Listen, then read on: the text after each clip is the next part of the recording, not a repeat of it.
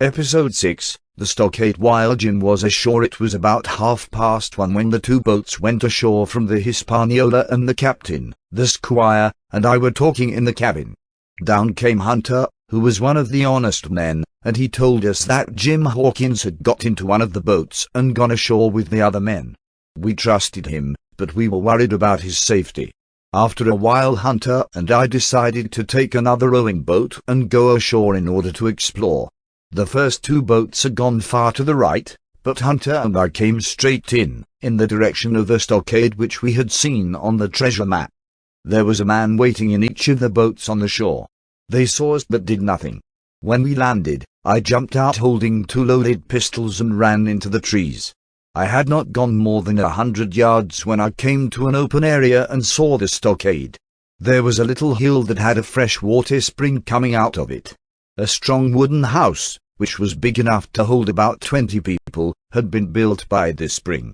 Each wall had several holes in it so that muskets could be fired from inside. All around, a wide space had been cleared, and then the stockade was completed by a tall fence. With its fresh water and strong walls, the stockade would be the best place for us to stay. Suddenly, from across the island, there came the terrible cry of a dying man. I made my decision in a moment, ran towards the shore and jumped into the boat.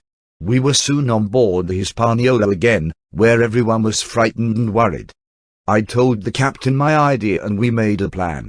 We gave old Redruth 3 or 4 loaded muskets and left him on the ship to watch the 6 seamen that we did not trust. Then we started filling the boat with supplies, gunpowder, muskets, bags of biscuits, small barrels of meat and brandy, and of course, my medicine chest. As we rowed to the shore, one of the seamen much further up the beach saw us and ran into the woods. We unloaded the supplies and left Joyce, who was another honest man, to look after the supplies. Hunter and I returned for a second load. The reason why we risked a second trip was that, though the majority of the crew were on the island, not one of them had a gun.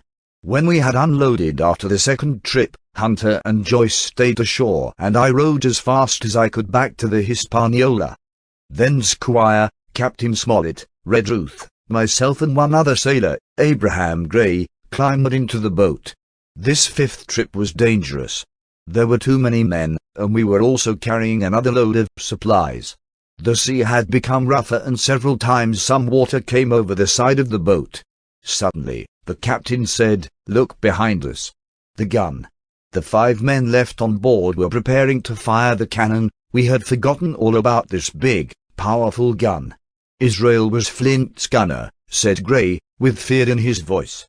Trelawney, who was the best of us with a gun, loaded his musket. We stopped rowing, then he took aim, and fired. Just at that moment Israel Hands, who had been loading the gun, bent down. The shot flew past him and hit one of the other men on deck. Then we heard shouting from the ship and also from the shore, where we could now see the other pirates coming out of the woods. It was not long until a shot from the cannon fell right by our boat, and she began to sink. Luckily, we were not far from the shore. As we walked through the waves and up onto the beach, our poor boat and about half of our powder and supplies lay underwater behind us. To make things worse, we could now hear shouting coming from the woods nearby.